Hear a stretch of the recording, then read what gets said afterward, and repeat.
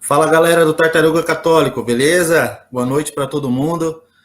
Eu sou o Mela Paz, vocês todo mundo me conhece aí. Estamos cada dia aí defendendo, a cada dia lutando, defendendo a fé, fazendo a nossa apologética aí com muito humor, né, com os memes. Tem agora o projeto novo da Liga Católica, que já está todo mundo se inteirando aí, todo mundo participando, conhecendo os políticos católicos para a gente conseguir fazer o que o catecismo pede, que é a gente impregnar a política de catolicismo. E não esqueçam também de conferir as camisas do Tartaruga Católico, as novas camisas, Tartaruga Católico. Beleza, pessoal? Quem participa do Apoia-se aí vai ter um descontão. E isso faz com que o canal cada vez cresça mais, né? A gente está aí com um número chegando já daqui a pouco a 3 mil membros. Estudo da doutrina católica já vai chegar a quase 80 mil. E cada vez a gente está crescendo mais. E a Liga Católica está crescendo aí de vento e popa. Então eu queria apresentar para vocês um grande professor, ele que já é conhecido de muitos, né? Especialista em bioética e também faz uma luta incrível aí pela pauta católica, né? E é um grande especialista e uma pessoa muito amada no meio católico. Então, gostaria de apresentar para vocês o grande professor Hermes Neri. Boa noite, Mela Paz. Agradeço aí o convite de participar aqui do canal, dessa nossa conversa online, né? E cumprimento aos ouvintes. Para mim é uma satisfação estar com vocês. Estou aqui à disposição para que a gente possa reforçar, né, tudo aquilo que a gente vem sempre trabalhando, que é reforçar aquilo que São Paulo apóstolo já pedia: ai de mim se não evangelizar, né? Então esse é o nosso grande desafio. Em qualquer época da história, em todos os momentos da história, a cada geração nós somos chamados a esse desafio da evangelização. E em cada época com suas peculiaridades, com seus problemas, com os obstáculos, com os desafios do momento. E estamos aqui no começo do século XXI, são 20 séculos que a Igreja Católica vem, né, atravessando tantas histórias, tantos momentos, e a gente fica assim feliz de saber que estamos aqui no tempo certo, porque muita gente às vezes fala assim que queria ter nascido em outra época, né? Às vezes acontece isso, o pessoal diz assim: eu gostaria de ter vivido em outra época, porque as coisas hoje estão muito complicadas, estão difíceis, aquela coisa toda. E a gente que tem fé, a gente diz sempre que nós nascemos no tempo que Deus nos deu, né? Deus nos deu o dom da vida, e foi o tempo que Ele nos deu para que a gente dê o testemunho, né, do Evangelho. Então, para nós é sempre um motivo de grande alegria, né, afirmar a fé, como eu conversava com vocês agora há pouco, né? A Igreja ela tem a missão de levar o anúncio da Boa Nova, anúncio que o próprio nosso Senhor Jesus Cristo trouxe e com a sua vida, né, deu a sua vida para a nossa salvação, e a sua mensagem, o seu testemunho, o seu amor vivido, testemunhado, ele até hoje chega até nós. E a doutrina católica, a sã doutrina católica, ela nos inspira, nos motiva, nos dá força para que a gente possa compreender e discernir, né, os desafios do tempo que nós vivemos. E eu, graças a Deus, pela graça de Deus, tive a oportunidade de estudar, né, todas as religiões, todas as correntes filosóficas do mundo, etc. E como batizado, eu sempre tive a convicção da verdade trazida por nosso Senhor Jesus Cristo, e a Igreja católica e apostólica, que vem dos apóstolos, e chegou até hoje. E apesar de tantos problemas, né, ao longo dos séculos, e ainda hoje, eu quero dizer e afirmar que é com muita alegria que eu sempre procuro vivenciar, buscando com coerência de vida, aquilo que a sã doutrina católica traz como valor de vida.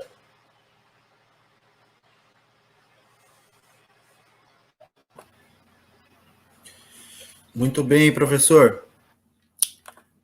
Professor, então, qual seria o desafio de ser igreja hoje, nesses tempos da modernidade? A gente sabe aí que tem muitos movimentos anticatólicos que se infiltrando na igreja, alguns até já infiltrados, né? E como que a gente faz para... Existem caminhos para se ser igreja hoje, porque às vezes é entregue para nós... um exemplo, eu sou ex-protestante, me converti à Santa Igreja. Eu tinha um espantalho totalmente diferente da Igreja Católica, e às vezes até da boca de alguns católicos também. Devido a tudo isso, a espantalho feito da igreja, desinformação, qual é o desafio de ser igreja hoje, professor? O desafio é justamente esse, de dar o testemunho da fé, né, em meio aos problemas que nós estamos vivendo, de afirmar aquilo que está no catecismo, né? Quer dizer, o que eu penso é que nós precisamos, primeiro, conhecer o que está no catecismo da Igreja Católica, né? Então, é assim, graças a Deus, acho que desde os 15, 16 anos, eu sempre fui catequista, sempre tive a oportunidade de, aos domingos, principalmente, né? Depois de ir à missa, de sempre, aos domingos, preparar sempre uma turma da catequese, né? Isso desde os 15, 16 anos. E esse encontro com as crianças, né? Realmente, aos domingos, para mim sempre foi muito gratificante, né? Ver como as crianças acolhem a palavra de Deus com tanta alegria, né?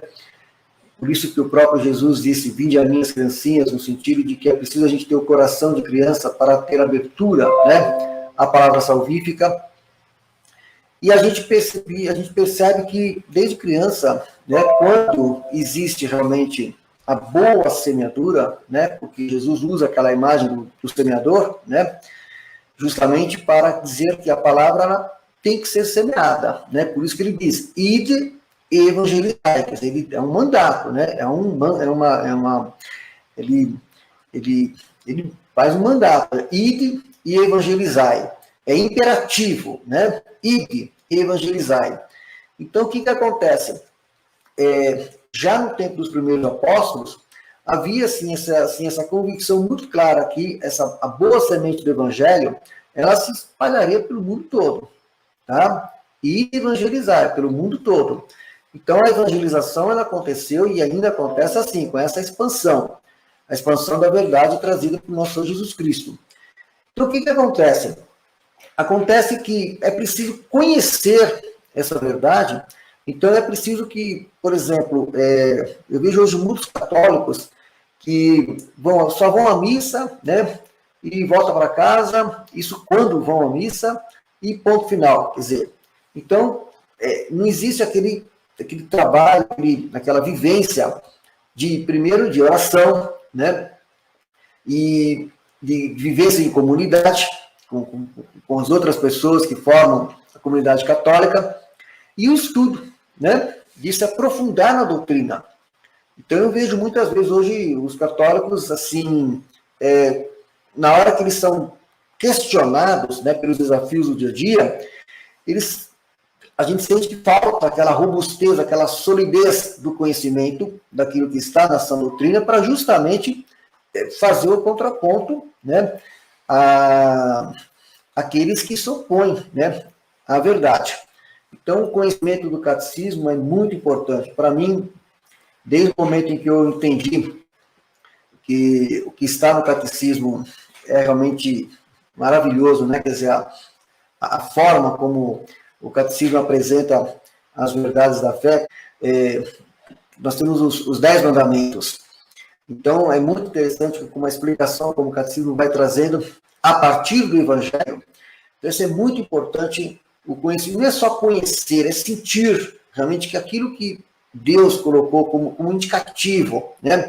como via para a nossa salvação, para quem tem, né, para quem sente e percebe, e se aprofunda, e tem realmente a vivência, e a decisão, e toma a decisão interior, né, de aceitar esses indicativos, os indicativos dos mandamentos, começa a perceber que realmente a sua vida, ela toma uma outra dimensão, né? Porque as vias, a via que Deus apresenta, que muitas vezes é via estreita, que o próprio Jesus diz que é a via estreita, é via de salvação, né? E isso se comprova no dia a dia, no nosso dia a dia, isso fica muita... É muito interessante isso, como se comprova. Então, conhecer, né, os mandamentos de Deus. E depois, você tem uma outra parte do catecismo, que é os sacramentos, né? Fundamental a compreensão dos sacramentos. Quer dizer, não dá para você entender o que é ser católico sem entender o que são os sacramentos. Então, nós temos 7 sacramentos, e toda a vida do católico está praticamente, né, dentro dessa dimensão dos sacramentos. Desde o primeiro, o batismo, né? E depois passando pelos demais sacramentos, quer dizer, até o último, a unção dos enfermos, o matrimônio, que é um dos grandes sacramentos, a Eucaristia, o crisma, quer dizer, a penitência, a confissão, a ordem para o sacerdócio. Então, você veja, os sacramentos realmente, entender os sacramentos é muito importante. E o que a gente percebe hoje, né, hoje no século XXI, essa grande orquestração que existe contra, né, a fé católica, essa conspiração contra a fé católica, quer atingir o quê? Justamente os sacramentos. Quer dizer, o alvo é chegar nos sacramentos. Quer dizer, é fazer com que as pessoas, elas não tenham entendimento da importância dos sacramentos, né? Depois você tem uma parte do catecismo que fala da oração. Então, a oração é muito importante, sabe? Se você não tem uma vida de oração, uma vida interior, né? Você não tem como você ter fortaleza diante das dificuldades da vida, diante dos obstáculos, diante das adversidades, das tribulações, tá? E a oração cotidiana, né? A começar pelas grandes orações de todo cristão, né? Por aquela que o próprio nosso Senhor Jesus Cristo ensinou, o Pai Nosso, a oração da Ave Maria, né? A oração do Anjo da Guarda, a oração do terço, né? O terço diário, o rosário, quer dizer, e todas as demais orações, a Santa Missa, a Eucaristia, buscando receber a Eucaristia em estado de graça, e a confissão antes da celebração, antes da missa, é muito importante, porque veja como os sacramentos estão ligados, né? Quer dizer, para você receber a Eucaristia, é preciso receber em estado de graça para você receber a graça. Então, para isso, você se confessa para justamente estar em estado de graça. Então, é importante a vivência dos sacramentos.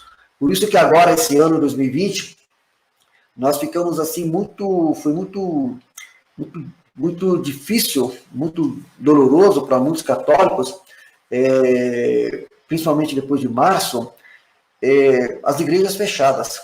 Realmente foi assim, algo sem precedentes na história da humanidade, as igrejas fechadas. E ficamos, muitos, né, aqueles que puderam recorrer aos sacerdotes amigos, ou que tiveram acesso às igrejas, tudo bem, mas muitos ficaram privados dos sacramentos. Idosos ficaram privados dos sacramentos, né? Do sacramento da confissão, do sacramento da Eucaristia. E não só isso, falávamos agora há pouco da catequese. Se as escolas estão fechadas, então as catequeses, então, esse ano 2020, não teve catequese, tá? Não teve preparação para a crisma. Então, você veja, então, é muito importante isso, esse entendimento da dimensão sacramental, né?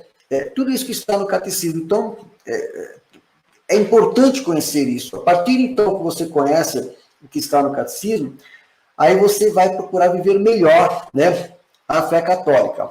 Agora, não basta só conhecer o que está no catecismo. O desafio, né, é no dia a dia.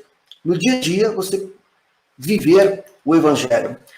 E aí que está realmente o grande desafio, porque no dia a dia você vai ter contrariedades, você vai ter, né, você vai ter uma série de situações em que você vai precisar, né, realmente, pela graça de Deus, em oração, pedir a Deus que dê a coerência de vida, que dê a fortaleza interior, a paciência, as virtudes que se fazem necessárias, para que você percorra essa via estreita, tá? Realmente com empenho de cumprir com a vontade de Deus, né? Que é o que a gente reza no Pai Nosso, que seja feita a vossa vontade. E eu sempre digo que assim, é uma experiência muito assim, gratificante para quem aceita a imagem que Santa Teresinha usa da pequena via, né? Das dores do dia a dia. Você aceita, né, o que vem a cada dia, mas sempre com um olhar para Deus, quer dizer, sempre com o olhar da fé. Isso te dá força, isso te dá ânimo renovado, te dá aí você estudando e compreendendo as coisas à sua volta, você vai buscando, né, dar um bom testemunho. Sempre a gente vai buscando, porque somos imperfeitos, somos pecadores, somos fragilizados pelos desafios de cada dia, mas pela fé e pela graça de Deus, a gente vai se fortalecendo, e a fé é muito importante para o percurso da via que Deus oferece, que é a via para a nossa salvação. Então, para mim, realmente a fé católica ela é muito importante, porque ela é um luzeiro, né? Um luzeiro para o tempo que nós estamos vivendo, seja qual for o tempo, tá? Seja qual for o tempo, qual for a época, sempre será um luzeiro e sempre haverão, né, as dificuldades, os obstáculos a serem vencidos, para que a gente afirme com alegria, né, os valores da fé.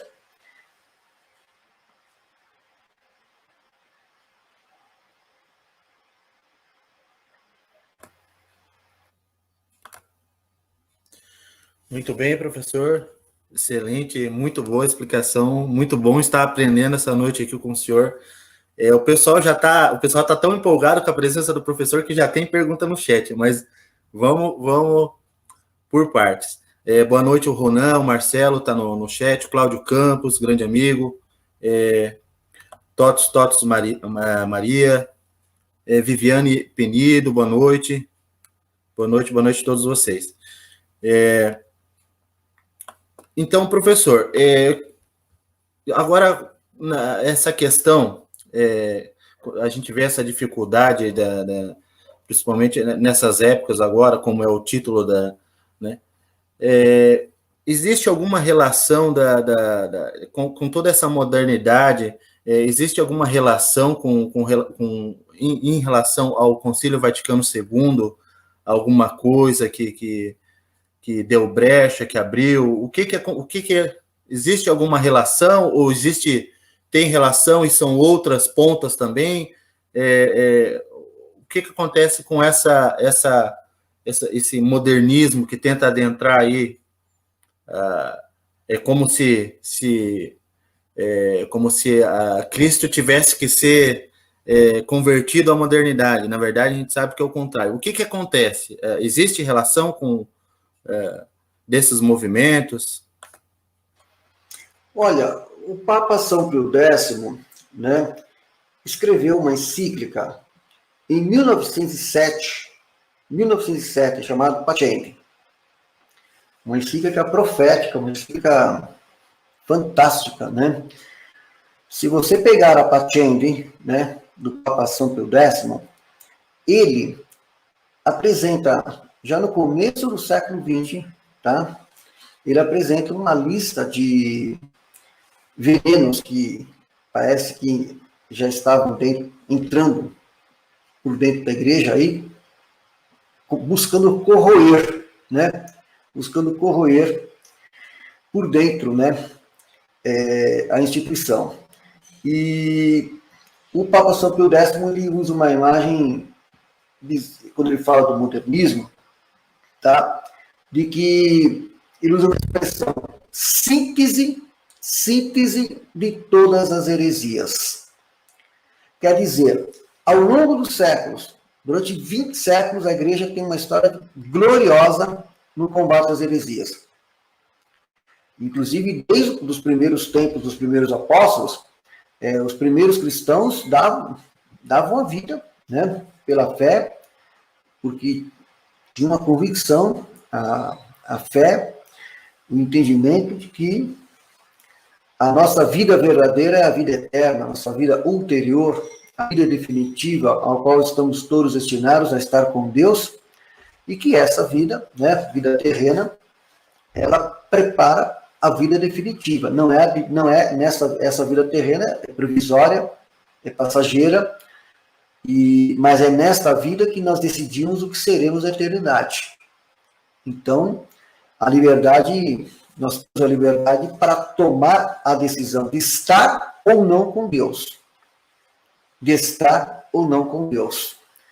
Então, a liberdade nos é dada para isso, para estar ou não com Deus. E desde os primeiros cristãos, aqueles que aceitaram estar com Deus, aceitaram, inclusive, se martirizar, né? Perder a vida com o martírio, para manter a fidelidade ao estar com Deus. Então, deram assim um grande testemunho de fé, já logo nos primeiros séculos. E todos os grandes santos da história da igreja, sempre tiveram muito essa decisão de estar com Deus, de aceitar o caminho de Deus, aquilo que falávamos agora há pouco, né, que está no catecismo, os mandamentos, os seus mandamentos, vida de oração, né, e ação que seja posterior à vida interior, quer dizer, primeiro a vida interior, depois a ação, primeiro a oração, depois a ação, é o lema de São Bento, ora et elabora, reza e trabalha, daí o sentido religioso, né, da ligação, né, com o alto, buscar os bens celestes, quer dizer, o nosso olhar é preciso estar para o alto, para essa dimensão, a verdadeira dimensão espiritual. Então, o olhar para a nossa vida definitiva. E o Papa São Pio X, quando escreve a encíclica Pacem, ele vai dizer que todas as heresias parecem que se haviam se juntado, tá certo? E vindo com força para combalir o edifício católico já no começo do século XX. Então, se a gente for estudar, né, as correntes de pensamento da filosofia, né, do modernismo, a gente vai ver que já, tá, desde o século XVIII, com a Revolução Francesa, bom, desde a Reforma Protestante do século XVI, quer dizer, mas mais intensificadamente a partir do século XVIII, com o Iluminismo, com a Revolução Francesa, com o positivismo e tantos outros ismos que vieram dos séculos XVIII e XIX, chega no começo do século XX, o que eles perceberam foi o seguinte, que atacar a igreja por fora, de fora para dentro, perderam a guerra. E todas as vezes que se buscou atacar de fora para dentro, eles perderam. Então, chegou no começo do século XX, o pessoal, né, os opositores da igreja, os opositores de Cristo, os opositores da fé católica, da verdadeira e sã doutrina católica, eles perceberam o seguinte, bom, se a gente atacar de fora para dentro, nós perdemos todas. Então, vamos fazer o seguinte, vamos atacar de dentro, por dentro. Vamos atacar por dentro, tá? E aí, numa estratégia simulada, de dissimulação, numa estratégia de buscar penetrar dentro da instituição, né, através da linguagem, com eufemismos, através, né, de termos ambíguos, através de, entendeu? Vamos começar a entrar por dentro, nos seminários, tá certo? E buscando fazer reforma aqui, reforma ali, entendeu? Buscando atualizações, entendeu? Que aos poucos viriam, assim, descaracterizar, tá? Descaracterizar a identidade católica. Então, é esse o processo que vem já desde a Reforma Protestante, praticamente, mas nós tivemos na Reforma Protestante do século XVI, nós tivemos uma resposta vigorosa, esplendente, que foi a Contra-Reforma no século XVI. Então, você teve o século XVI, a Reforma Protestante, e de imediato você já teve a Contra-Reforma. Tanto é que o Concílio de Trento, eu considero um dos concílios mais fecundos. Um dos mais fecundos. Você veja, porque o próprio Jesus fala, pelos frutos conhecereis a árvore. Então, você pega o Concílio de Trento e vê depois, um século depois do Concílio de Trento, a igreja estava totalmente revigorada. Né? A igreja estava totalmente revigorada. O que São Pio V fez, por exemplo, foi extraordinário. A missa do rito romano, né? Já na época dele, corrigiu vários abusos e estabeleceu a missa de sempre, inclusive a própria expressão dele, a missa de sempre. Um Papa São Pio V, foi o primeiro Papa que usou, inclusive, o óculo branco, né? O Papa da Vitória de Lepanto, né? O Papa que instituiu a festa do Nossa Senhora do Rosário, grande Papa São Pio V, que inclusive instituiu o catecismo de São Pio V, dando as bases né, da fé com solidez. E eu gosto muito do catecismo de São Pio V, também do catecismo de São Pio X, né? São realmente o primor literário, o primor da forma como é apresentado o catecismo, é fantástico, né? Muito bem escrito, né? Com profundidade, né? Eu recomendo vivamente aqueles que realmente querem conhecer a igreja, assim, a fé católica, a doutrina católica, que estudem, né, os catecismos de São Pio V e São Pio X, de uma robustez fantástica, muito bom.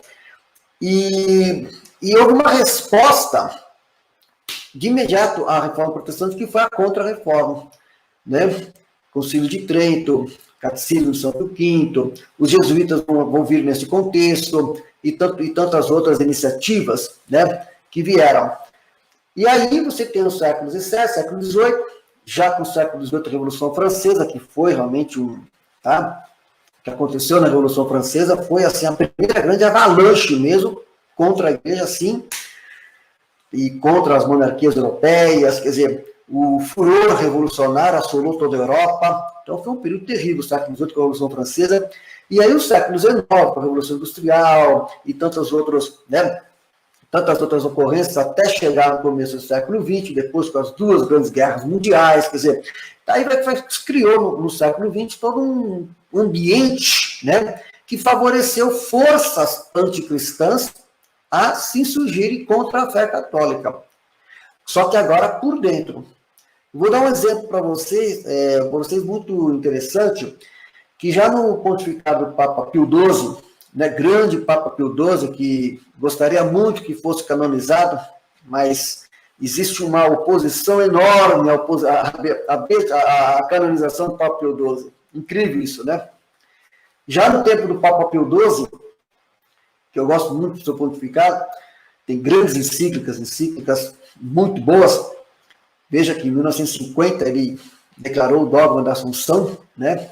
Importantíssimo dogma da Assunção, em 1950. Mas já no tempo de Papa Pio XII, os problemas, né? Aqueles problemas que o Papa São Pio X havia identificado, né? Síntese de todas as heresias, havia identificado na Patente, já em 1950, já depois da Segunda Guerra Mundial, a cisânia havia já penetrado dentro da igreja. O joio já estava crescendo, graçando dentro da igreja. Né? Já dentro dos seminários, né? Nas editoras católicas, nas universidades, o joio da rebeldia contra aquilo que estava no catecismo. A rebeldia contra a fé, os ensinamentos da fé, já estava se penetrando, né, por dentro da instituição, nos seminários, e que depois vai crescendo de uma tal forma para chegar aí no final do século XX ao relativismo, que o Papa Bento XVI, né, expressou dizendo que era a ditadura do relativismo. E aí esse relativismo já passou a ser imposto, né? E aí o que acontece? Já no pontificado Pio XII, o Papa Pio XII chamou alguns conselheiros, alguns cardeais, isto em 1948. Em 1948, ele chamou alguns cardeais, né, e perguntou para eles assim: olha, nós estamos aqui com tantos problemas aí, né, será que não convém um concílio para a gente, né, sentar e conversar com todo mundo. Isso em 1948, o Papa Pio XII chamou alguns cardeais e perguntou para eles se seria conveniente, pertinente um concílio, né, um novo concílio, que o último, até então, era o concílio de 1970, né, o concílio Vaticano I, que inclusive o concílio que declarou a infalibilidade papal, né, nas questões de doutrina e fé, etc., ex cátedra. Bom, os cardeais, né, chamados pelo Papa Pio XII, eles, então, se reuniram e foram fazer um estudo de campo. Foram fazer um estudo de campo para ver como que estava a igreja por dentro, já no pontificado do Papa Pio XII. Né? Depois de 4 anos, 1952, né, fizeram uma reunião com o Papa Pio XII e disseram para eles, olha, sinceramente, se você está pensando em fazer um concílio, não faça. Não faça porque a coisa está feia. A coisa está feia, está difícil. Eu não recomendo, porque os rebeldes estão por toda parte. Tá? Os rebeldes contra o evangelho estão por toda parte. O joio traçou de tal forma que eu não faria o concílio.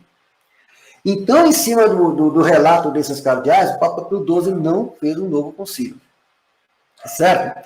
Aí, 10 anos depois, 1962, né, o que vai acontecer? Um pouquinho antes, né, 1958, nós tivemos a eleição do Papa João XXIII, e, para surpresa de todos, né, o Papa João XXIII teve a decisão de abrir o concílio Vaticano II. Então, só estou trazendo a lembrança o fato de que 10 anos antes, tá, essa comissão de cardeais chegou para o Papa Pio XII e falou, não faça o concílio que a coisa está complicada, porque o joio está graçoso por toda parte. Eu não sei se a gente vai conseguir consenso. Tá? Para consenso que eu digo assim, essa palavra também não é a mais adequada. Né?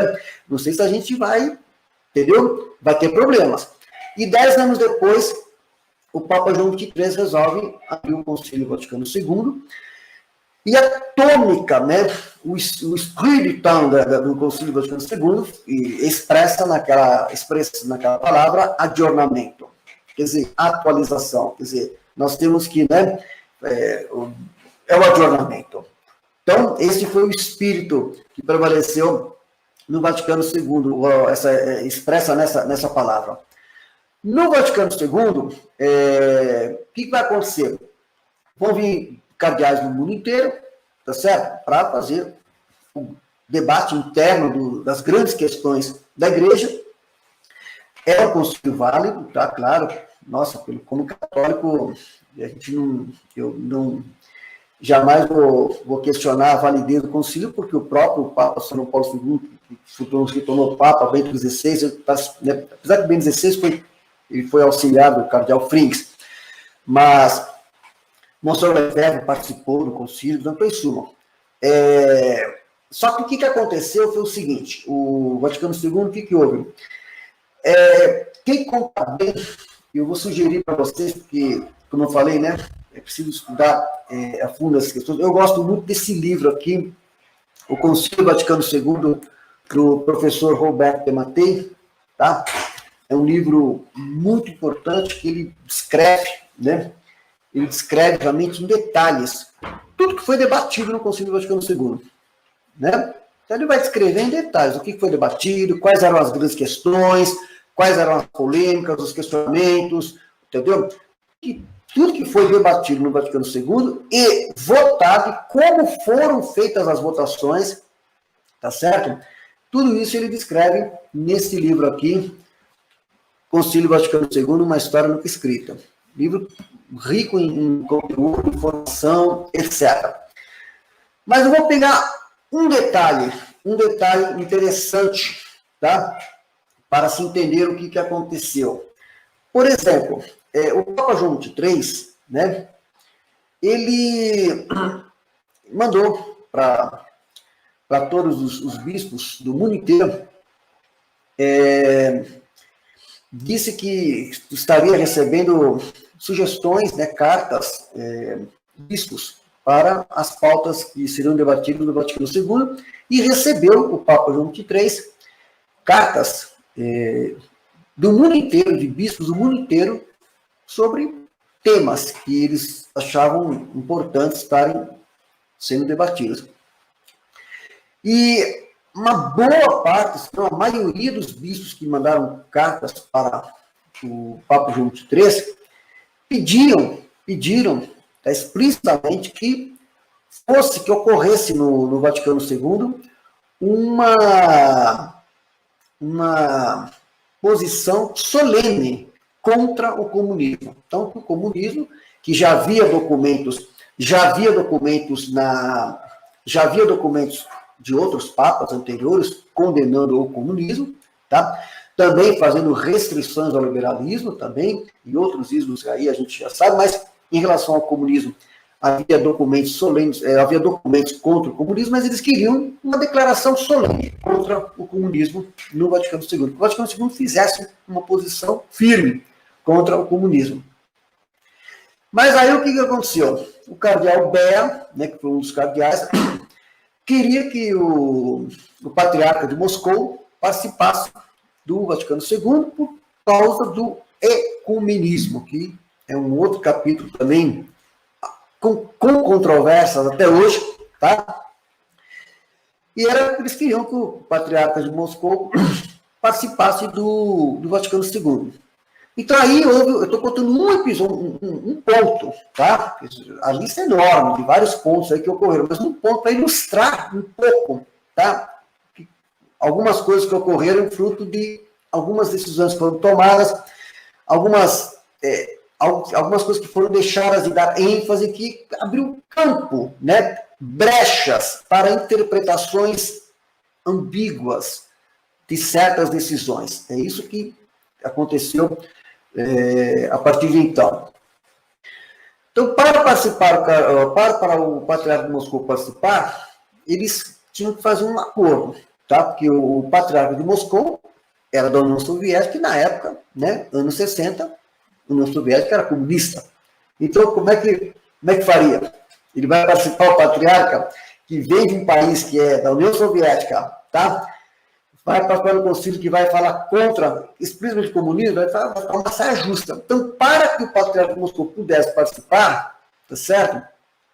Eles preferiram, então, não fazer a declaração solene contra o comunismo, que era pedido de muitos bispos do mundo inteiro, para que prevalecesse o ecumenismo. Então, vocês vejam, né? Quer dizer, perdeu-se essa oportunidade de um concílio de fazer uma solene declaração contundente contra o comunismo, que favoreceu o ecumenismo. Então, essa é uma questão interessante que eu quero com isso trazer. Após o Vaticano II, ele terminou em 65, né? Inclusive eu nasci no ano de 65, né? No ano do fim do Vaticano II. O que aconteceu?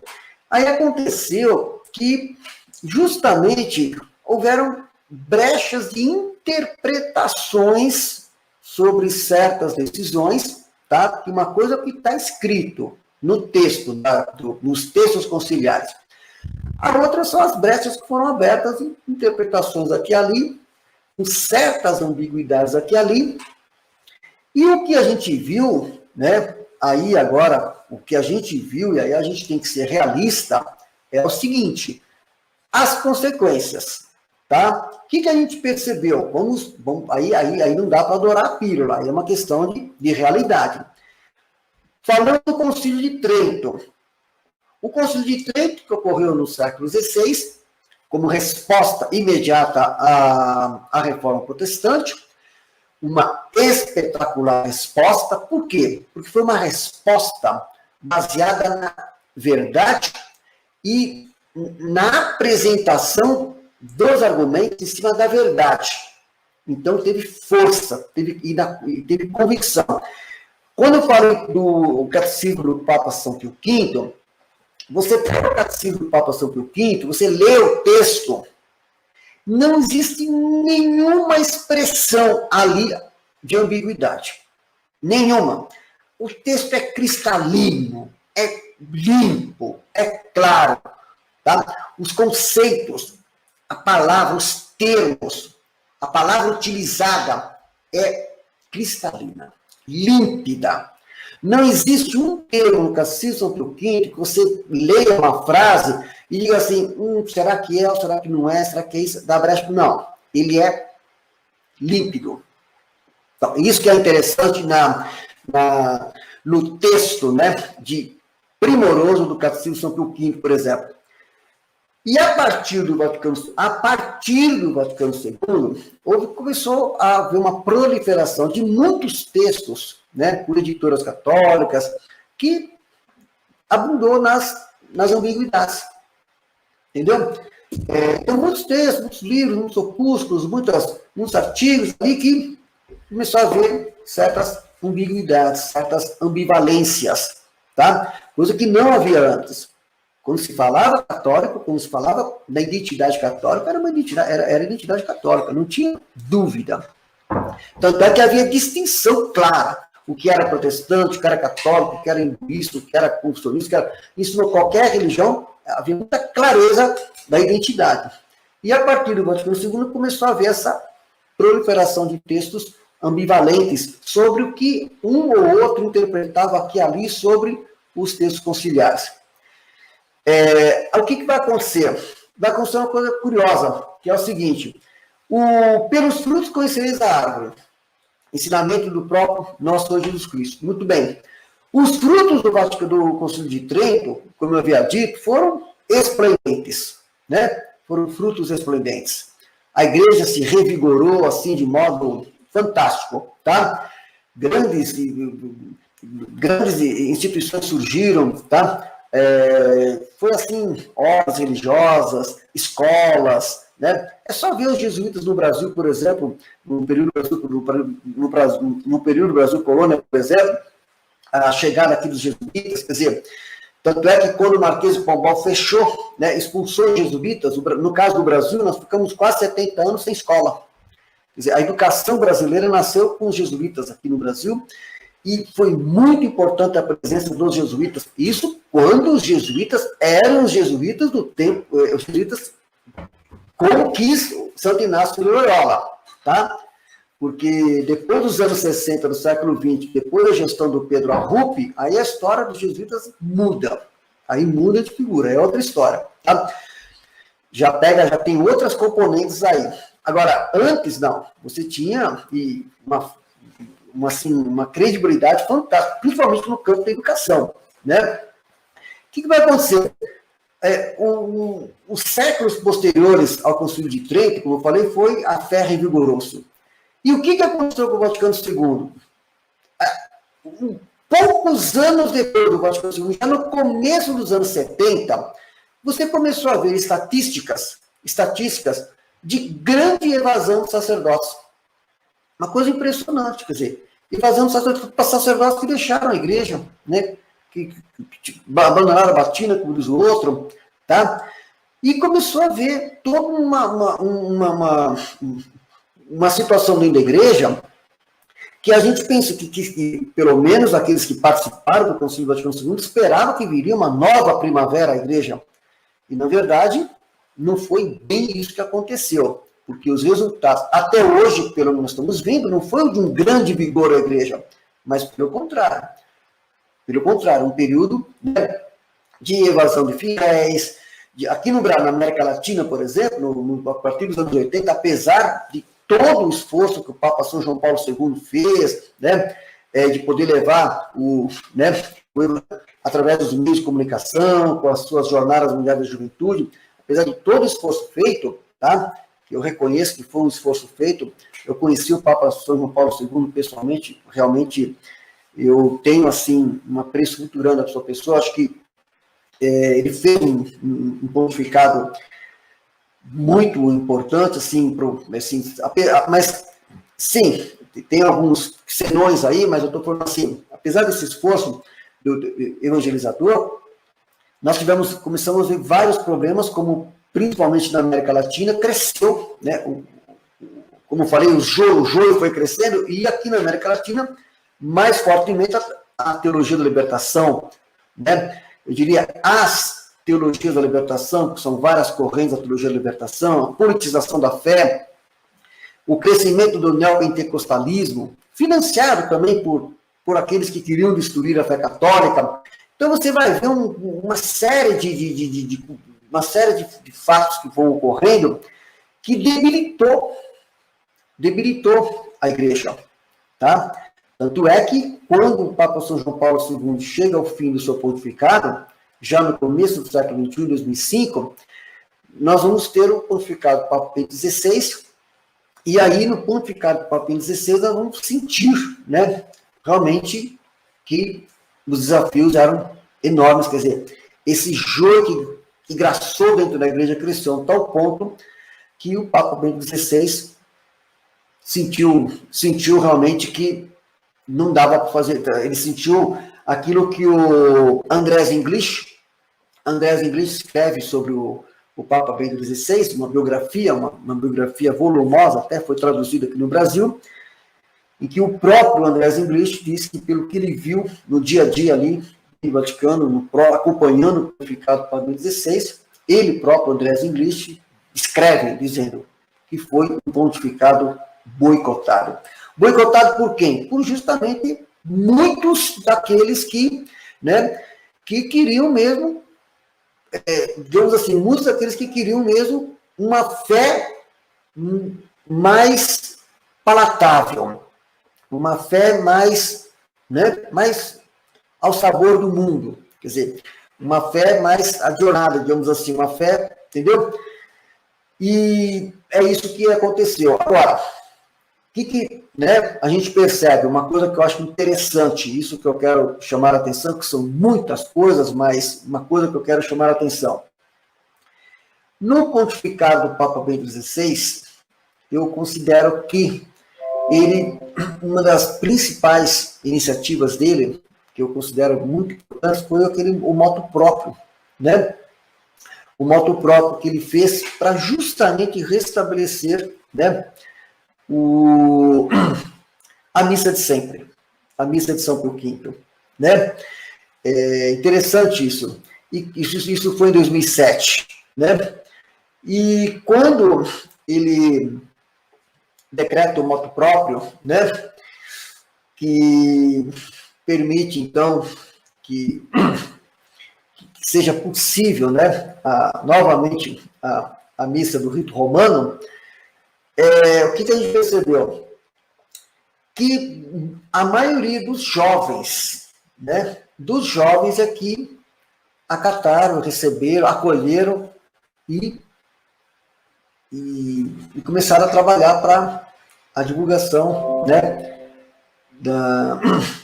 da missa de São Pio V, a missa do rito romano. E o próprio Papa Bento XVI, inclusive, inclusive no seu pontificado, ele vai valorizar, por exemplo, o latim, né?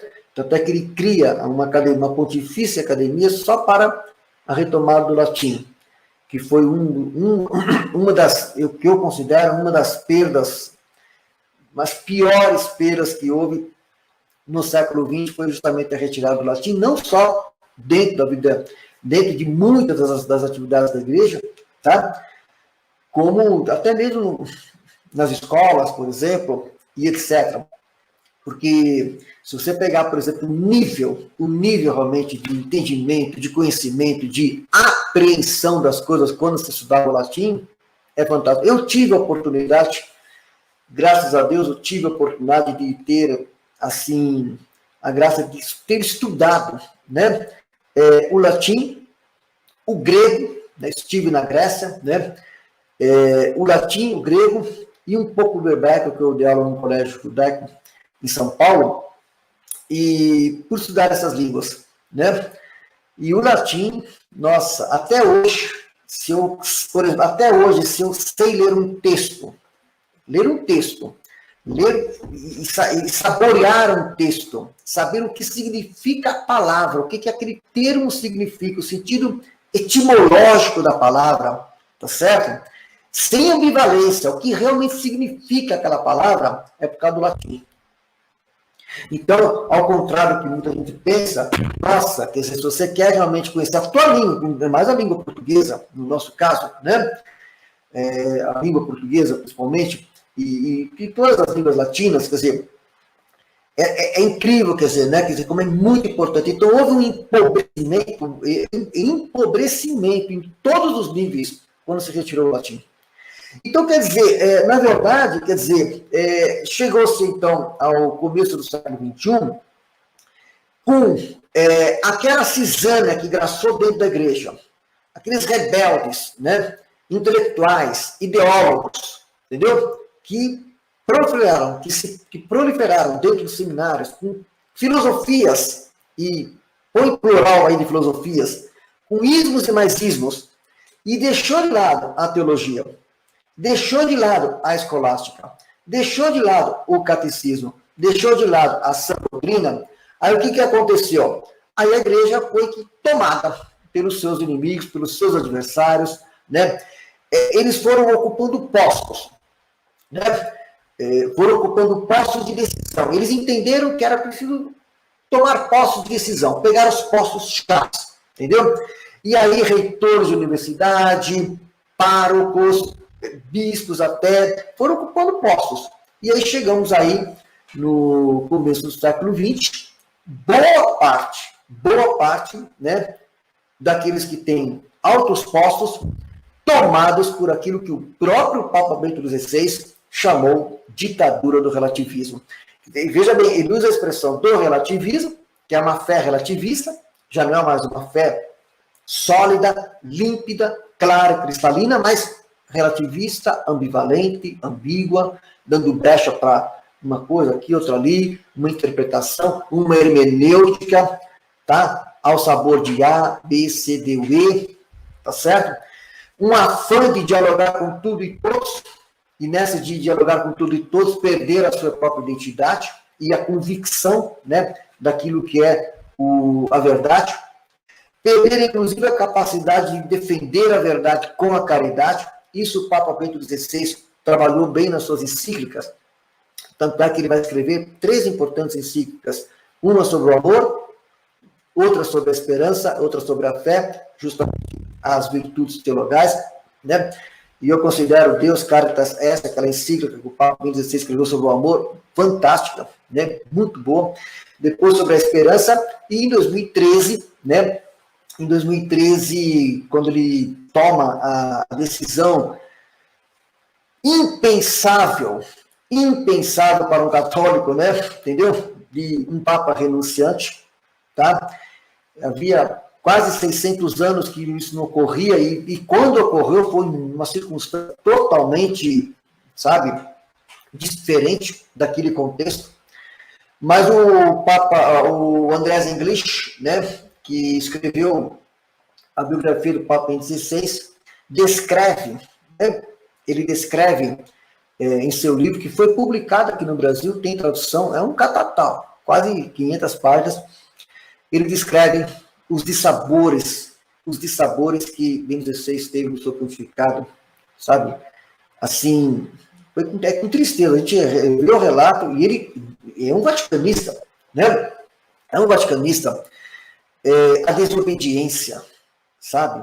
A desobediência, quer dizer, de muitos, entendeu? Muitos que já estavam dentro e não lhe deram suporte, para ele, né, cumprir a sua missão. E aí ele renunciou. Sobre a sua renúncia, né, nós temos que entender uma coisa importante, que aí, claro, depois que ele renunciou, veio muita gente, falou muita coisa, pai, etc. Eu cheguei em função da renúncia, que foi assim, para a gente, para nós como católicos, foi assim, parece que o chão desabou, né? Saiu dos nossos pés, mas como a gente sabe que a igreja é rocha inconcussa, né? Fundada pelo próprio nosso Senhor Jesus Cristo, então a gente sabe que ele é a cabeça. Então, isso nos dá força em meio da tempestade, por mais bravio que esteja o mar, a gente sabe que nosso Senhor Jesus Cristo está à frente. Ele vem sobre as águas, como fez com Pedro, tá certo? E os apóstolos, isso nós temos fé. Nós sabemos, então, que em meio às piores tempestades, nós sabemos em quem nos ancoramos, né? Mas eu fiz, assim, alguns apontamentos sobre o impacto da renúncia de Bento XVI. Eu tenho uma identificação muito grande com o Papa Bento XVI, por ele ser assim, por ele ser assim, intelectual, um homem de letras, dedicado. Ele, como prefeito da Congregação para a Doutrina da Fé, né? Todos os seus textos realmente... Aí muita gente fala assim, não, mas ele foi liberal no tempo do Concílio Vaticano II, enquanto ele era assessor do cardeal Frings. Bom, ele era jovem, né? Ele era jovem, naquele contexto dos anos 60, e tem algumas iniciativas que ele sugeriu ao cardeal Frings, num tom liberal, tá?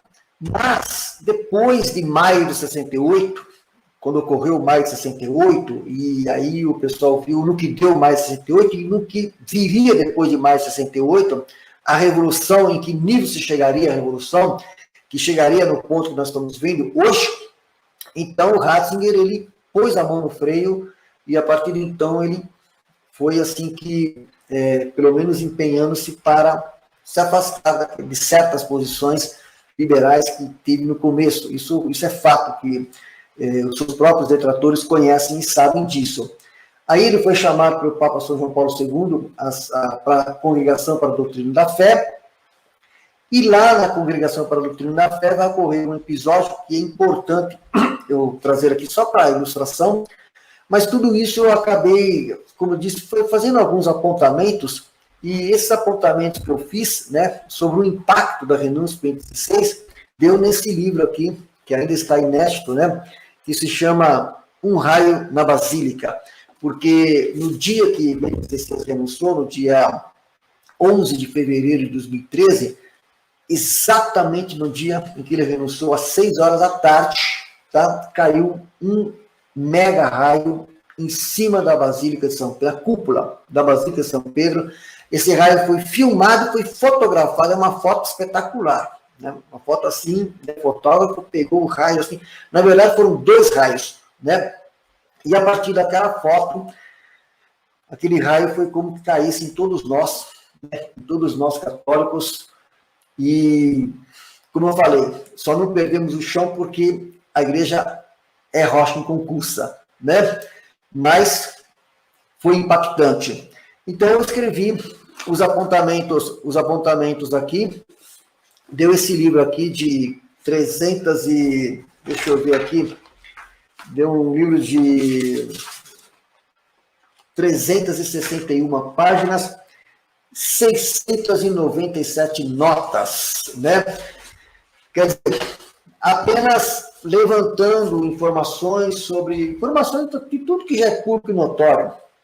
De tudo que já é público e notório, não tem nada aqui que seja, assim, novidade, tá? Mas para mostrar o ambiente de solidão, o ambiente de desassistência que o Bento XVI sentiu no seu pontificado, repito, narrado por vaticanistas que estavam lá. E a renúncia dele, é importante entender uma coisa, foi pelo menos, como ele apresentou na sua carta de renúncia, na sua declaração, que ele fez uma declaração, ele leu uma declaração, ele disse que foi com plena liberdade. Então, o Papa Bento XVI, ele, né, então, para já naquele momento, assim, tirar qualquer especulação de que houve alguma coisa, ele deixou claro na sua declaração que havia sido com plena liberdade, apesar de o seu entorno, né, muita coisa que aconteceu no seu entorno, nos leva a ver que realmente ele estava desassistido em vários aspectos, né? E ele ficou muito fragilizado mesmo, e renunciou. Aí, o que acontece é assim, já em 2005, né, quando houve o conclave que elegeu o Papa Bento XVI, em 2005, naquele conclave de 2005, você teve 40 votos. ou então arcebispo cardeal da Argentina de Buenos Aires, Jorge Mário Bergoglio, 40 votos em 2005. O cardeal Jorge Mário Bergoglio, ele havia sido nomeado cardeal em 2001, num consistório que ficou famoso, né? O consistório em que, daquele consistório, foram nomeados Dom Cláudio Umes, o Oscar Maradiaga Rodrigues, né? Cardeal Maradiaga, o cardeal Bergoglio e tantos outros. Então, é um grupo que foi, né, nomeado em 2001, lembrando que já naquele consistório, o Papa João Paulo II já estava muito doente, muito debilitado, e certamente algumas já das suas decisões, já ali o pessoal no seu entorno aqui já tinha mais prevalecia mais nos seus encaminhamentos, etc. E no consistório de 2001, o cardeal Bergoglio o bispo, né? Bergoglio foi eleito cardeal, foi nomeado cardeal. E interessante que, para ver uma coisa curiosa, né, que naquele ano de 2001, né, poucos sabem disso, naquele ano de 2001, o consistório foi em fevereiro, foi no começo do ano, e em setembro de 2001, houve um sínodo, né? Houve um sínodo de 2001. E era para ser o relator do sínodo em Roma, era para ser relator um cardeal de Nova York. Era um arcebispo de Nova York. E estava tudo certo para ele ser, né, o relator. E ser relator de um sínodo em Roma é vitrine, né, para quem está chegando, né, como cardeal, etc. É uma vitrine, né, para você já se posicionar, etc. E o que aconteceu? No dia 11 de setembro teve o ataque às Torres Gêmeas. Né? Então, aquele fato, né, que abalou o mundo inteiro naquele dia 11 de setembro, aquela tragédia que vitimou tanta gente. O arcebispo de Nova York, né? Agora eu preciso ver se é cardeal arcebispo, vamos em suma. Era de Nova York, estou falando de cabeça assim, né? Ele ficou impedido de participar do sínodo. Então ele teve que dizer, olha, gente, eu não posso sair daqui de Nova York, é uma tragédia aqui nos Estados Unidos, não tenho como sair, não tenho como participar, não tenho como ser relator do sínodo de 2001. E quem acabou sendo o relator, né, foi então o recém-nomeado cardeal Jorge Mário Bergoglio. Então ele foi o relator do sínodo de 2001, né, no lugar desse de Nova York. Então o que acontece? É assim, então já desde o sínodo de 2001 havia uma articulação de bispos e cardeais, já havia uma articulação, um trabalho sendo feito para nomear um cardeal, um papa, inclusive até mais liberal, mais progressista. Isso aí, público notório. Isso aí, para quem estuda a história da igreja no século XX, sabe que, né, principalmente no final do século XX, a sucessão do Papa João Paulo II, houve movimentação. Eu estive em Roma em 1998. Eu estive em Roma a primeira vez em 1993, até tive a graça de comungar com o Papa São João Paulo II, na Basílica São Pedro, na missa de Natal. Depois retornei a Roma em 1998, e já nessa minha segunda viagem, em 98, eu conversei com vários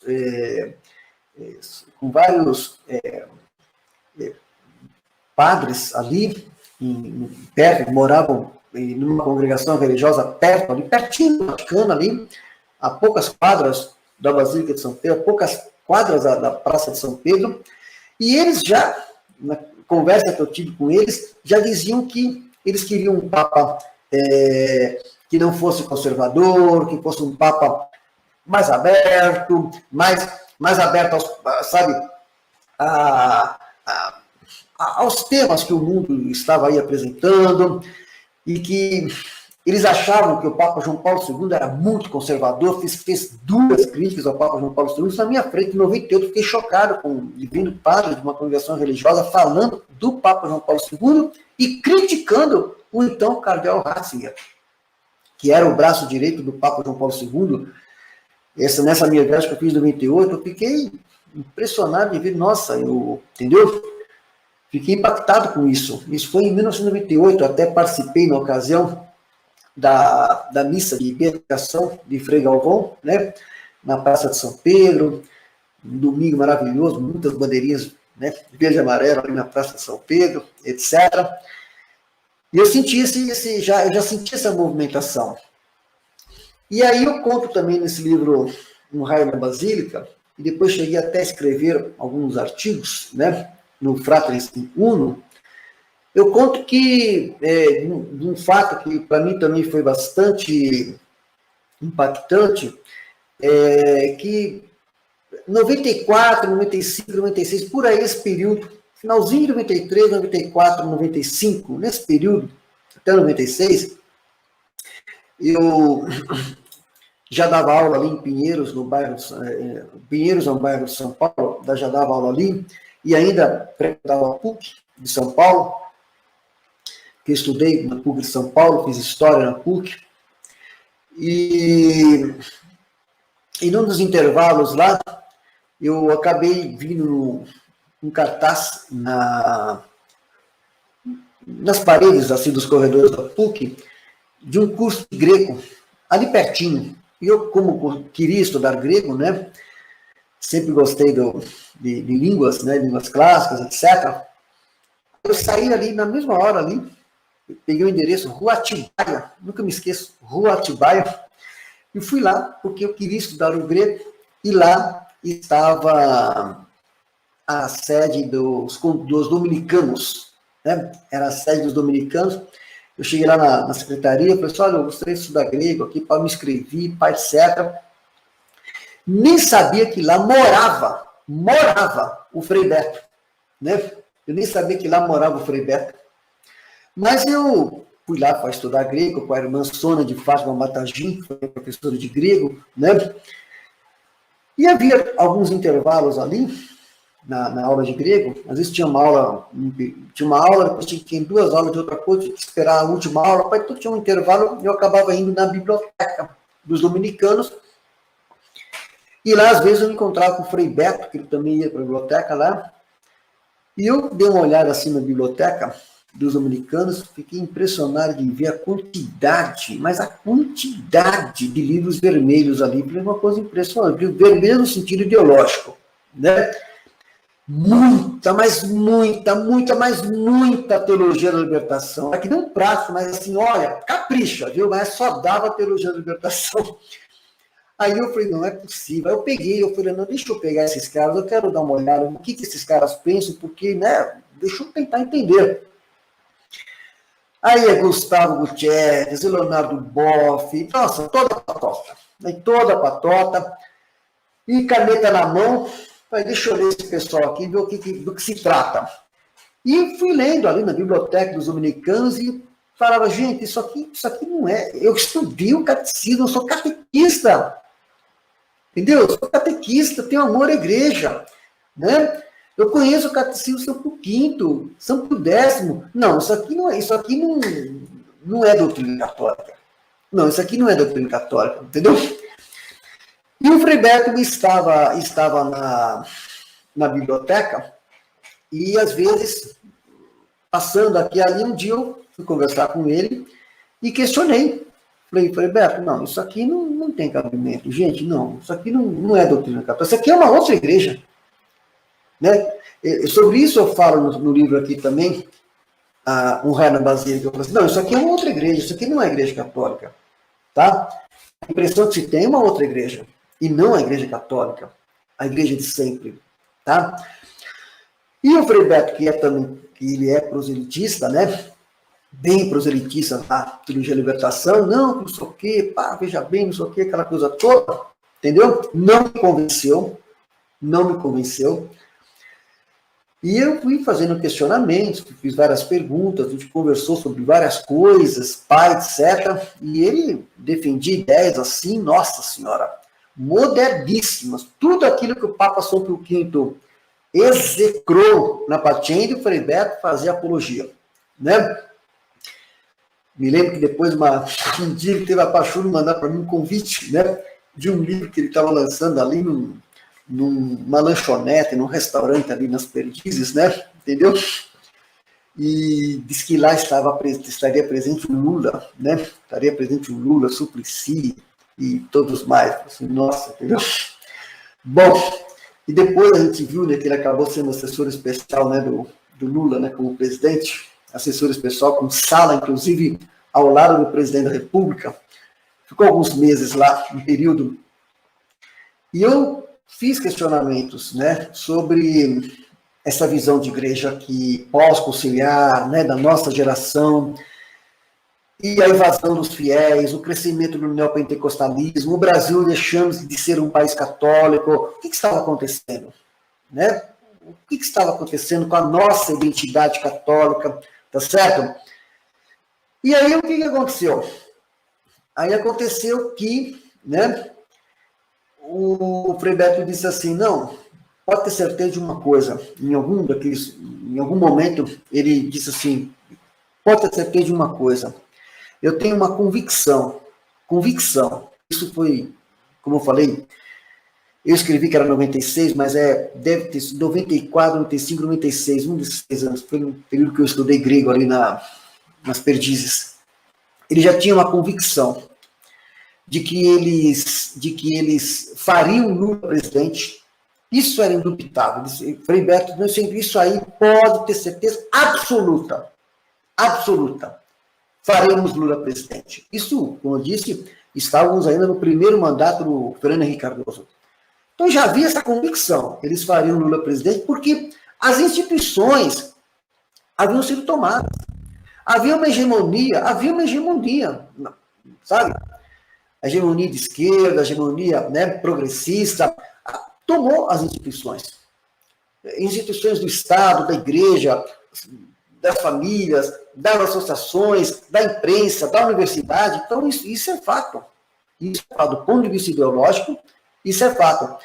Então, isso deu a convicção de que seria inevitável, eles fariam Lula presidente. E também, e aí que me chamou mais a atenção, mas eu não havia entendido na época bem isso, também fariam um Papa latino-americano. Quando ele falou que também fariam um Papa latino-americano e que estavam, naquela época, que já haviam bispos e até cardeais empenhados de fazer um Papa latino-americano, dentre eles Dom Cláudio Umes, que na época era arcebispo de Fortaleza, aí eu percebi que realmente havia um movimento, uma força muito grande, né, dentro da igreja, um movimento, tá? Não posso dizer em que nível de articulação, tá? Principalmente aqui na América Latina, mas que havia realmente muita gente sintonizada para que o sucessor do Papa João Paulo II fosse um progressista. Isso aí eu estou dizendo que eu acompanhei, pude constatar isso em conversas, etc. Depois, quando houve o conclave de 2005, o cardeal Jorge Mário Bergoglio teve 40 votos.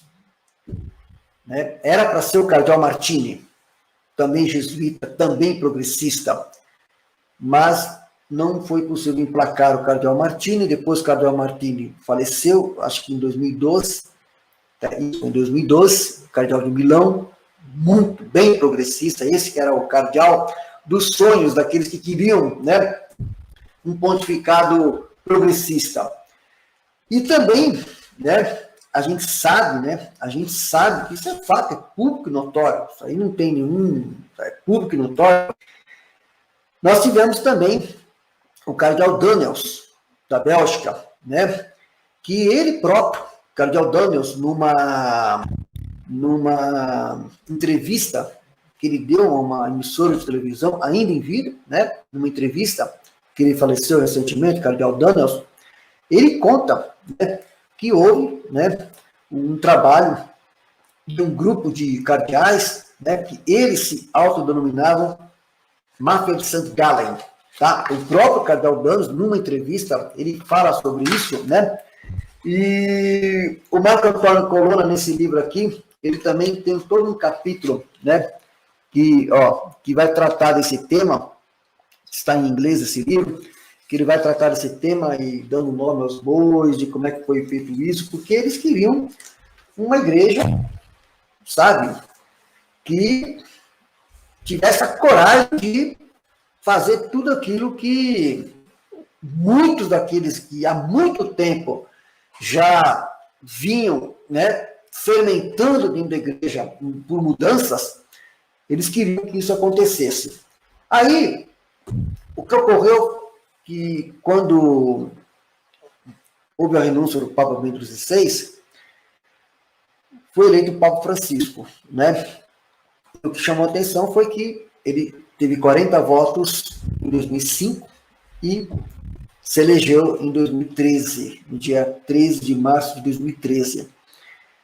E aí o que aconteceu? Quando ele foi eleito, em 2013, no dia que ele foi eleito, eu me recordei de um livro do Leonardo Boff, isso que é uma coisa que eu também escrevi, coloquei nesse livro e que eu queria estar partilhando com vocês, é assim, mas para falar disso, eu precisaria voltar e falar sobre um ponto entre Leonardo Boff e o Ratzinger, para entender o que aconteceu quando, no dia da eleição do Papa Francisco, eu lembrei de um livro do Leonardo Boff, mas eu acho que eu acabei me esticando aqui, né? Vou pedir para o Mela Paz aí voltar a fazer uso da palavra, né? Porque senão a gente vai ter assunto aqui, como diz o outro, né?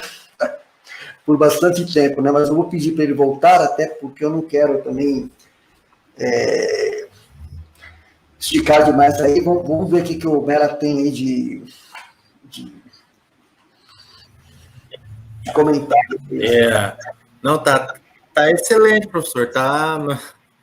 Nós estamos aqui numa excelente aula. Então, o professor quer terminar o que o professor iria falar ali sobre o Ratzinger e o Leonardo Boff. Termina que daí eu tenho mais duas perguntas. Eu vou fazer duas perguntas do pessoal do chat. Bom, o que acontece é o seguinte, o Leonardo Boff, ele estudou na Alemanha, né? Ele estudou na Alemanha e chegou até a ser aluno do próprio Ratzinger, num curso na Alemanha. Ele fez amizade com Ratzinger, né? E, inclusive, um dos primeiros livros do Leonardo Boff que ele escreveu, ele chegou até a apresentar, né? Ele chegou até a apresentar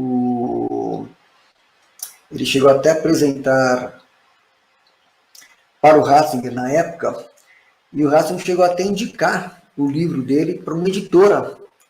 Então o Boff ficou muito grato a ele na época, né? Então você vê que havia entre eles assim houve esse momento, né, em que o Boff foi grato, né? A atenção que o Ratzinger tinha dado a ele enquanto aluno, indicando um trabalho que ele havia feito para uma editora. E ele foi grato a ele, tá certo? Mas depois, o que aconteceu? Depois o tempo passou, e quando o Ratzinger chegou na Congregação para a Doutrina da Fé, em 1981, né, o Boff já estava falando um monte de bobagem, entendeu? E já estava defendendo a outra igreja, né? A outra igreja que não a Igreja Católica. E aí o cardeal Ratzinger, né, teve que dar um cala-boca no Boff, né? Teve que dar um cala-boca no Boff, fez um documento condenando a teologia da libertação, isso foi em 1984, e fez um documento também dizendo que o livro Igreja, Carisma e Poder, do Leonardo Boff, tinha muitos problemas e não dava, tá? Então ele deu um cala-boca no Boff e criticou e disse que a igreja carece de poder, que ele estava defendendo ali, não dava, não se sustentava, aquilo não era a sã doutrina católica. Bom, o que vai acontecer? Isso foi em 84. O Boff teve o seu chamado silêncio obsequioso durante um período, tá? E é um período para ele, né? Ele refletir, para ele, entendeu? Fazer uma análise sobre o que ele estava pensando, fazendo. O pai era, né, era Frei, né? Frei Leonardo Boff. Era um período de reflexão. Mas o que o Boff fez, né? Em vez de ele refletir, cair em si, fazer um exame de consciência, pá, aquela coisa toda, não, ele se rebelou mais ainda e se sentiu um novo Lutero. Não, ele se sentiu um novo Lutero, entendeu? E me recordo que você pega jornais na época, Revista Veja, Estadão, Folha, nossa, todo mundo entrevistava o Leonardo Boff, um novo Lutero, tá? Uma coisa assim incrível, tá? A sua rebeldia, entendeu? Tá? E apoiado, né, na época, pelo próprio cardeal de São Paulo, Dom Paulo Evaristo Arce, Dom Lochares e outros, quer dizer, apoiavam, ele tinha apoios de cardeais, apoios de peso, né, que inclusive acompanharam até Roma, no embate que ele teve com Ratzinger, tá? Acompanharam até Roma, ele tinha já apoiadores cardeais, né, o Leonardo Boff. Imagina, naquela época, imagina hoje. Então, hoje, então, nem se fala, né? Bom, o que aconteceu? Ele ficou irado, mas irado, né? Com o cala-boca que o Ratzinger deu nele, em 84. E aí, o que ele vai fazer, o Leonardo Boff? Em vez de fazer um exame de consciência, aquela coisa, não, o que ele vai fazer? Ele vai escrever um livro que vai ser a resposta, o troco, a resposta que ele deu à humilhação que ele teve, ao cala-boca que ele recebeu. Então, ele vai escrever um livro que se chama E a Igreja se Fez Povo. Tá? E esse livro, A Igreja se Fez Povo, repito, eu estou falando de cabeça aqui, mas eu tenho um livro aqui, gostaria até de pegar exatamente o título, que eu não sei se eu vou ter o título exato aqui, mas a ideia eu vou passar para vocês, é só pegar o livro e constatar, né? E esse livro, E a Igreja se Fez Povo, nossa, um livro todinho, Teologia da Libertação, né? Livro de ponta a ponta. Capítulo 11 desse livro, capítulo 11, tá? Eu vou até procurar aqui, eu escrevi um artigo a respeito, mas eu quero falar o nome exato do capítulo para não ficar, né? Para não ficar, deixa eu pegar aqui para vocês, já para não ficar, para não ficar incerto o capítulo, né? Peraí que eu já estou procurando aqui para falar exatamente o nome do capítulo. Deixa eu ver.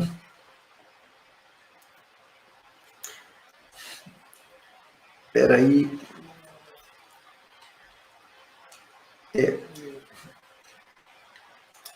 Estou querendo ver aqui exatamente o nome, mas, bom,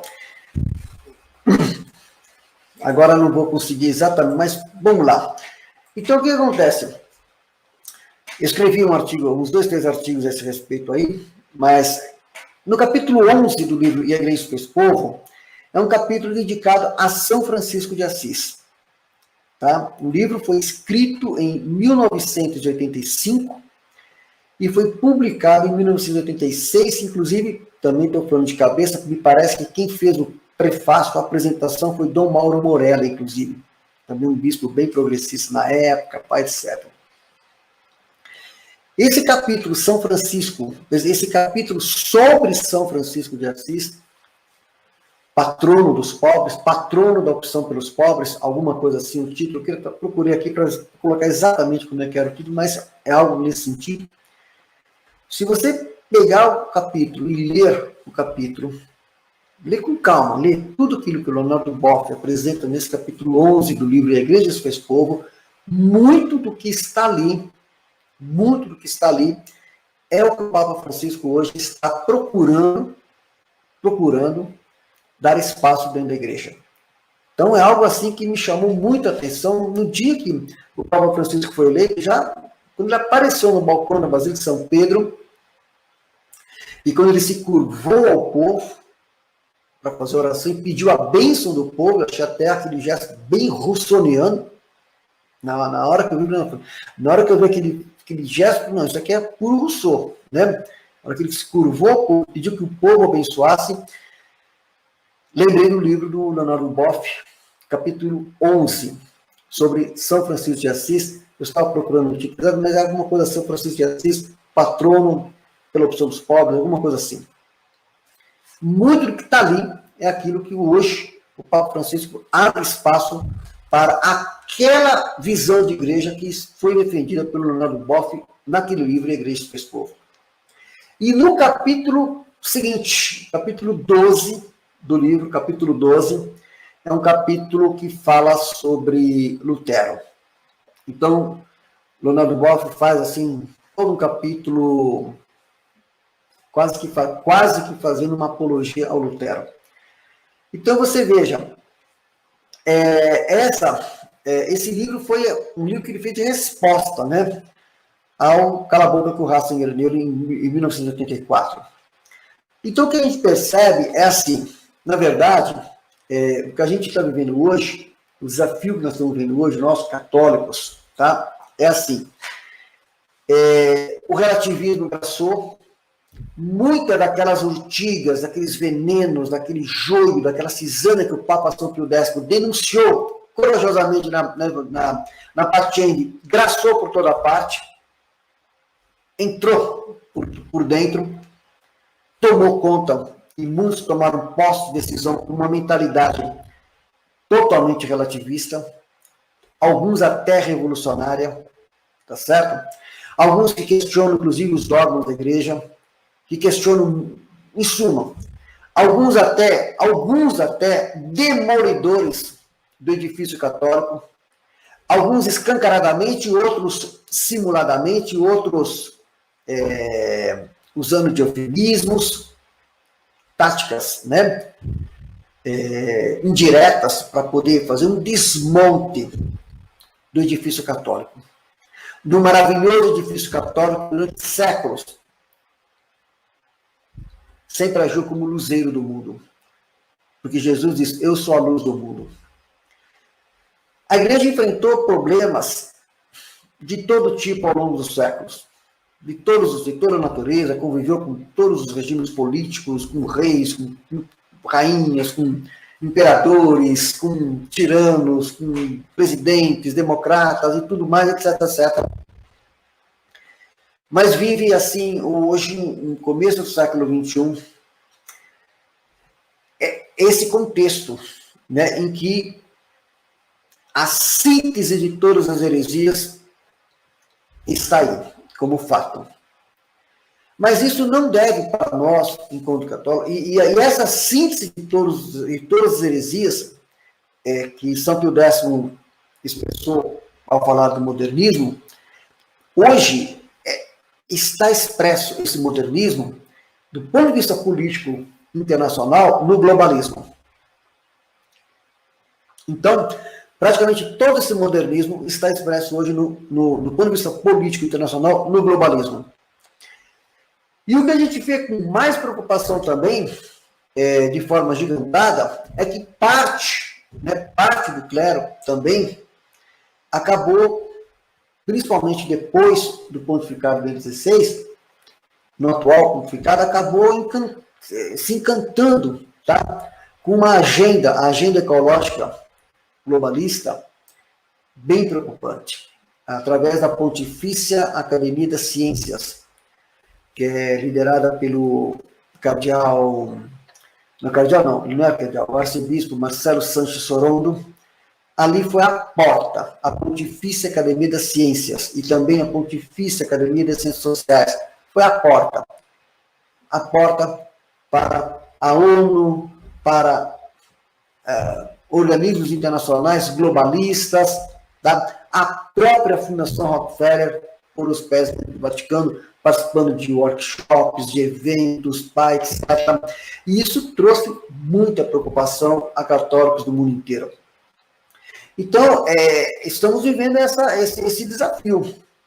Então, o desafio diante disso, diante dessa realidade, diante de uma realidade de debilidade da igreja, né, da sua identidade, diante de tantas forças hostis se agigantando contra a sã doutrina católica, né, nós temos o desafio de voltar para a verdade do Evangelho, voltar para, né, para o que está lá no Catecismo da Igreja Católica, a sã doutrina católica, em oração, e pedir a Deus força para que nós possamos fazer frente a isso.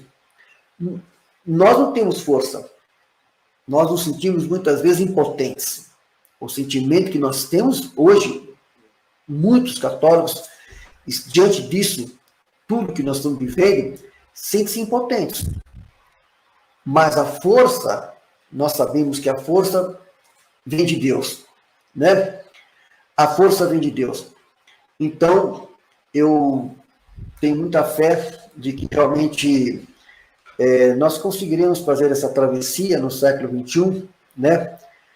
E não tenho dúvidas de que a rocha inconcursa, que é a Igreja Católica, a sã doutrina católica, o que ela tem de valor, que está no catecismo, continuará sendo possível. E nós temos que dar testemunho da fé, defender os valores da fé. Por isso que vamos ao Congresso Nacional defender a vida, defender a família, defender os valores, os caros valores cristãos, tá? Porque, como diz o Papa Bento XVI, enquanto Cardeal Ratzinger, a fé cristã tem muito mais futuro do que todas as ideologias que querem aboli-la. Então, é com essa convicção que eu digo assim, eu, de forma alguma, me sinto, assim, mesmo que impotente diante de muitas situações, mas sabendo que quando a gente se sente assim, a gente precisa estar em oração, se colocar nos braços de Deus, para que Ele, com a sua força, possa nos levantar e fazer com que nós possamos, dentro da nossa fragilidade, dar o testemunho da fé, para que a graça dele atue e para que a semente do Evangelho, a semente da vida, o anúncio da Boa Nova, continue se expandindo pelo mundo, porque não tenho dúvidas que é a luz do mundo.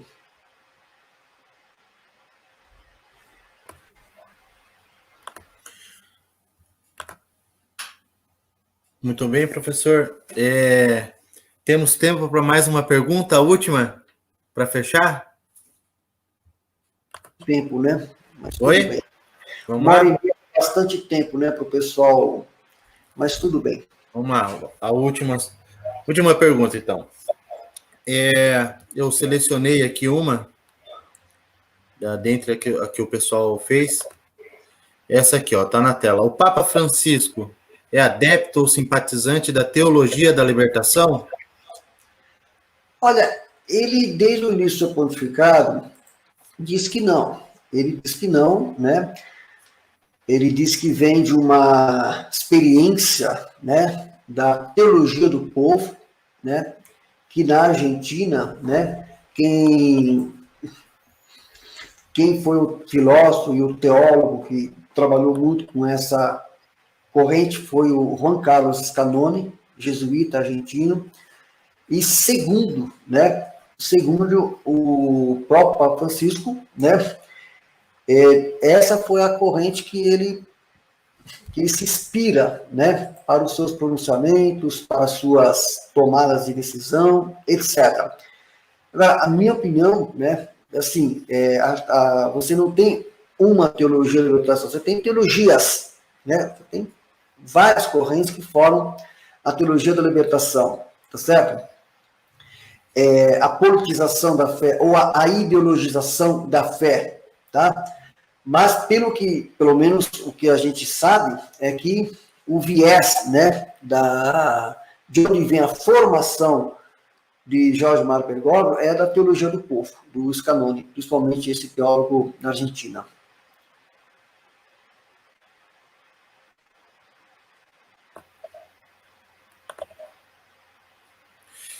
Ok.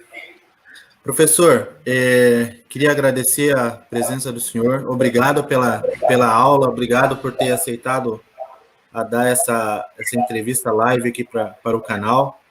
Eu só tenho a agradecer e espero que o professor aceite outros, porque nós temos fome de conhecimento, professor. Os membros do canal sentem fome de conhecimento e é aquela questão, quanto mais nós conhecemos sobre a Santa Igreja, mais nós a amamos e mais nós queremos fazer a defesa da nossa fé, tá bom? Eu só tenho a agradecer o professor, agradecer todo mundo, o pessoal do canal, entrou, deixa eu dar um oi rápido aqui, o Ronan, o Marcelo Monteiro, o Quilano acabou de entrar do canal Pro Veritate também, todo o pessoal aí, ó, Valparaísista, Totus, o Cláudio, do canal Cláudio Campos também. Então, agradecer a todos vocês, agradecer ao professor. Professor, quer falar alguma coisa, recomendar algum livro, falar um pouco do que o professor está fazendo agora nesse momento e algum projeto para o futuro? Então, eu só recomendo, né, faço uma viva recomendação para os católicos, né, nos tempos que nós vivemos, do catecismo na Igreja Católica, tá? O catecismo, como eu falei, tem 4 partes, né? Estudar as 4 partes do catecismo, para que a gente possa, sabe, com a vida interior, buscar aquele discernimento que se faz necessário para a vivência da fé nos dias em que nós vivemos, mas, sabe, sem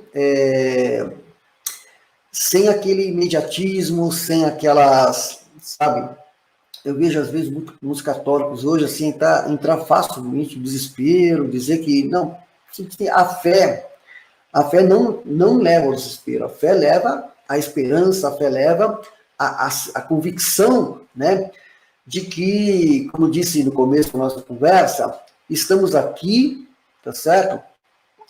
Para, com a liberdade, fazer uma escolha, estar ou não com Deus. Então, se nós fazemos a escolha de estar com Deus, aí a gente estará com Ele no céu um dia, sem sombra de dúvidas, porque tomamos essa decisão de estar com Deus, porque é Ele quem toma a primeira iniciativa, Ele que vem ao nosso encontro, mas essa adesão que nós fazemos de estar com Ele é muito importante. Então, nesta vida terrena, essa decisão ela é tomada no nosso interior e através através da fé, né? A fé que nos dá essa força para manter essa decisão de estar com Deus, a despeito das dificuldades, dos problemas, das contrariedades, de tudo que nós, né, das tribulações, né, que são vividas. Sabemos também, que está no catecismo, que a igreja passará, né, por uma grande provação final. Isso o próprio Jesus, no Evangelho, faz uma profecia, né, no final haverá uma grande tribulação.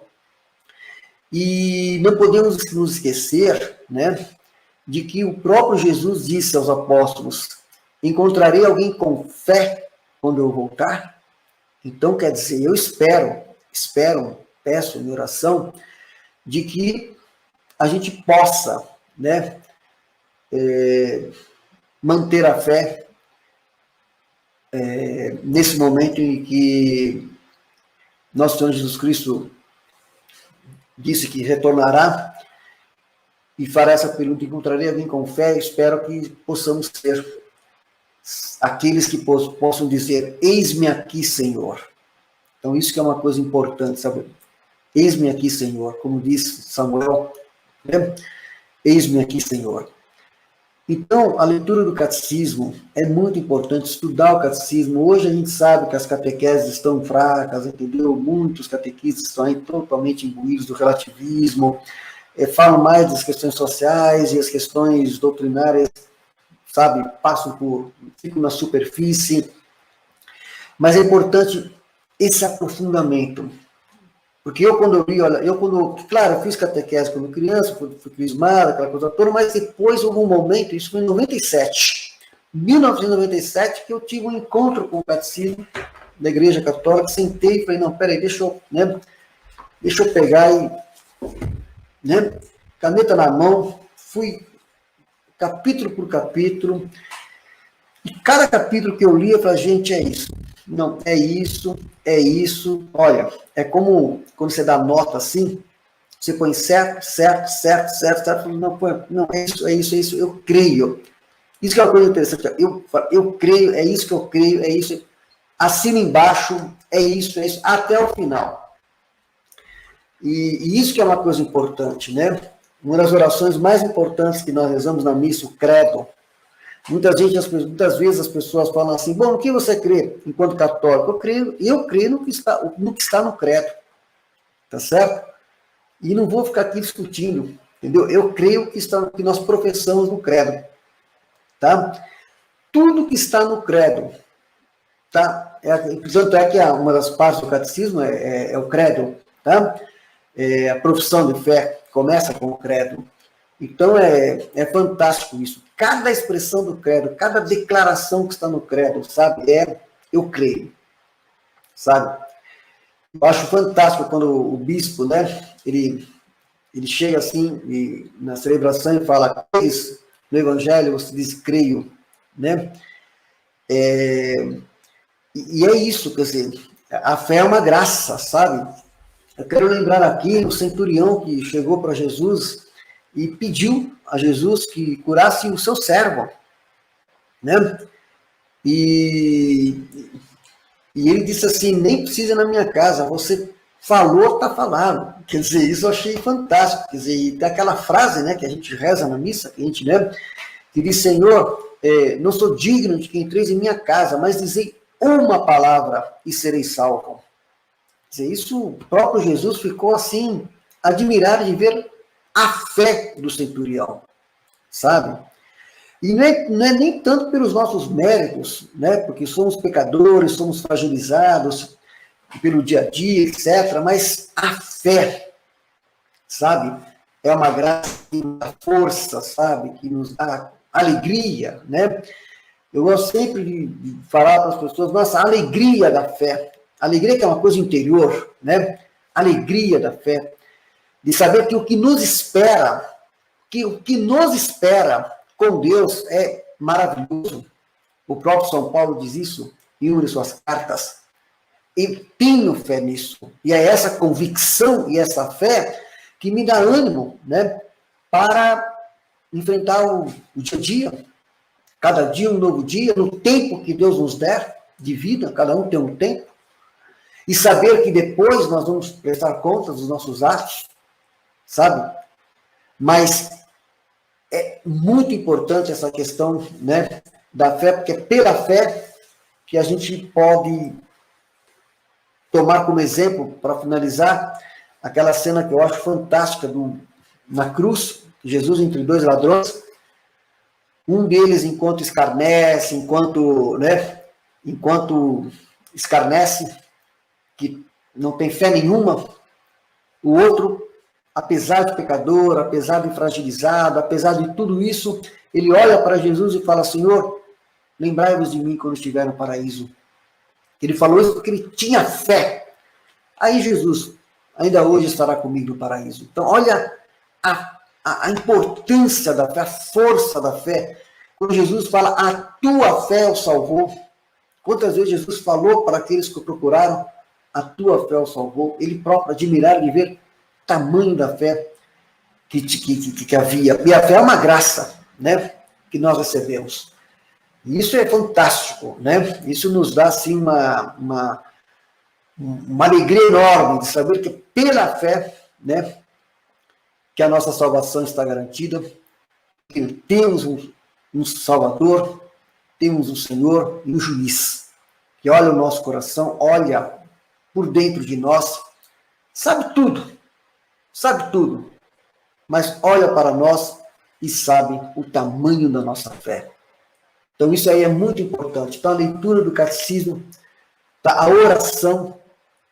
Enquanto católicos, eu sempre falo, as jaculatórias. Às vezes a pessoa, por exemplo, ela diz que não tem tempo, correria, não consegue nem rezar o terço. Acontece muito, muita gente que, mesmo com fé, a pessoa correria no dia a dia, pai, acaba não tendo nem força, às vezes, nem para rezar, às vezes. Então eu sempre sugiro, reze ao menos a jaculatória, sabe?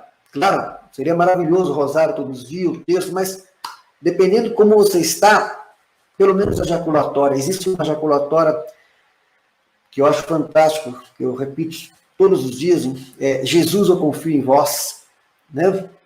Recomendo sempre vivamente isso. Antes de entrar no trabalho, quando eu saio do trabalho, ao chegar em casa, né? Você faz o sinal da cruz, Jesus, eu confio em vós. Então, isso é uma jaculatória, né? Isso é importante. Então, essa é uma oração tão simples, tão curta. Então, não tem como, só não tem o tempo. Por exemplo, Jesus, eu confio em vós. Então, tá vendo a força dessa oração da jaculatória?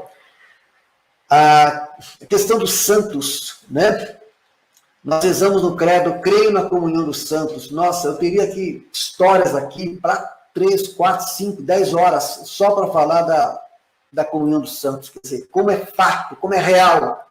Como é real a comunhão dos santos. E a força da igreja está na comunhão dos santos também.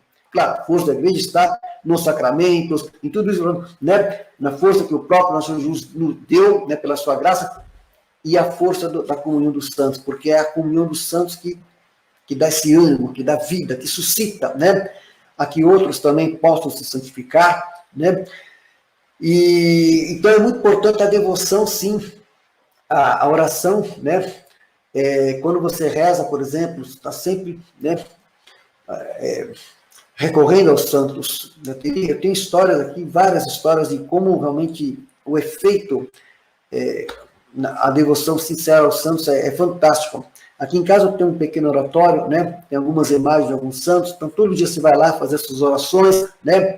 E tem na São Judas Tadeu, rogai por nós. Eu tenho alguns santos de devoção, né? Santa Teresinha, né? Tenho aqui, olha, o livro Histórias de uma Alma. Então, sou muito devoto de Santa Teresinha, fui batizado na igreja de Santa Teresinha, casei na igreja de Santa Teresinha, moro no bairro de Santa Teresinha, aqui na minha cidade, São Bento do Sapucaí, né? Morreu com 24 anos, produziu uma obra extraordinária, que eu recomendo vivamente, História de uma Alma, doutora da igreja, né? Doutora da igreja, Santa Teresinha. Então, no meu oratório, quando eu faço minhas orações, está lá São Luís IX da França, São Judas Tadeu, Santa Margarida Maria Lacoque, Santa Rita de Cássia, então, uma pleia de santos, Santa Joana d'Arc, então, grandes santos, né? Já que vocês trabalham também com a questão política, né? Quantos grandes santos que tem a ver com fé política, por exemplo, Santa Joana d'Arc, São Tomás More, né? Grande São Tomás More, entendeu? São Luís IX da França. Então, nós temos grandes santos também no campo político, entendeu? A devoção aos santos é muito importante também, a oração ao anjo da guarda, tá? Quando você levanta de manhã, quando você dorme, isso é fantástico, né? Quer dizer, o entendimento disso, a questão da religião, da religação, é isso, quer dizer, né? Essa dimensão espiritual, quer dizer, esse contato que você tem com, sabe, com os anjos e santos, é algo assim extraordinário, tá? Então isso é fantástico isso, entendeu? O entendimento disso. Isso tudo está no catecismo. Você lê o catecismo com alma de criança, com quem realmente, né? Como Jesus diz, vinde a minhas criancinhas que têm o coração aberto, pega a caneta, começa a ler, gente, o punho lá, pô, é isso. Cheguei no final, falei, pronto, não quero mais, para mim já está explicado, você entendeu? E a partir daí, agora não basta só ler, né? Depois é dia a dia, né? É a confissão, né? Procurar a confissão, procurar o sacerdote para se confessar constantemente, quando, né? É a Eucaristia, são os sacramentos, né? Mesmo quando você estiver durante a unção dos enfermos, são os sacramentos que te dão essa força. A igreja precisa, se torna força viva com os sacramentos, né? Então, nós temos, assim, tudo isso, né? A questão da liturgia diária, todo dia você pode procurar no Google, o santo do dia, né? o evangelho do dia. Eu, na minha rede social, posto pouca coisa, mas eu posto geralmente, procuro postar quase todos os dias a oração do Ângelus, né, ao meio-dia, às 18 horas, entendeu? Às vezes, na correria, não dá para fazer as 2 vezes, ponho pelo menos 1 vez por dia. Escolho uma imagem, vou no Google Imagens, escolho uma imagem de Nossa Senhora, escolho uma imagem e ponho na oração do Ângelus. Tudo isso são formas de você estar em sintonia, né? Estar em sintonia com o alto e buscar em oração a força que vem de Deus para que ele possa, né, com a sua misericórdia, né, dar a salvação a todos aqueles que, pela fé, né, querem estar com ele um dia no céu.